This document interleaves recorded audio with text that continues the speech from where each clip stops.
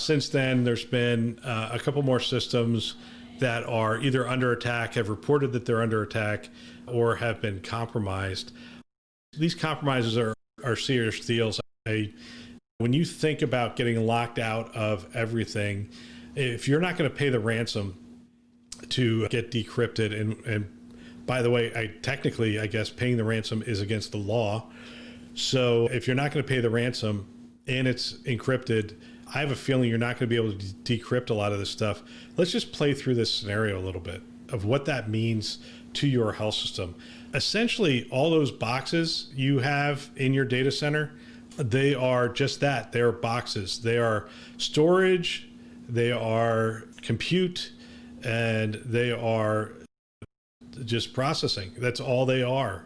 And so what you have to do is you have to rebuild. You have to rebuild from scratch.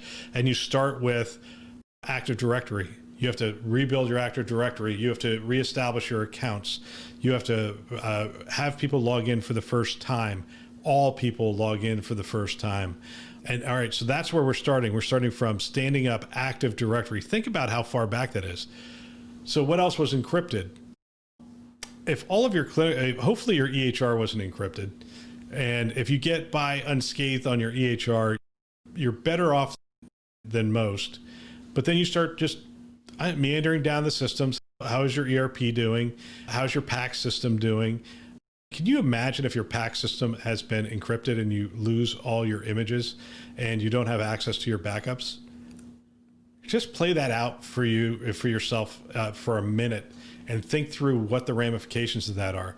As you're having these thoughts, start to think about your presentation to the board when you are trying to get money for next year and they say, we really can't afford to fill in the blank.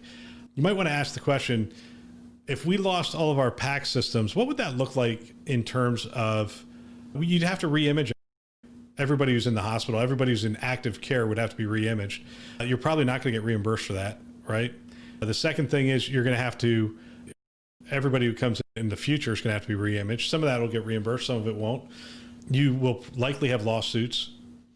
There's an awful lot of things that you just go down the list. And by the way, we're just on the PACS system.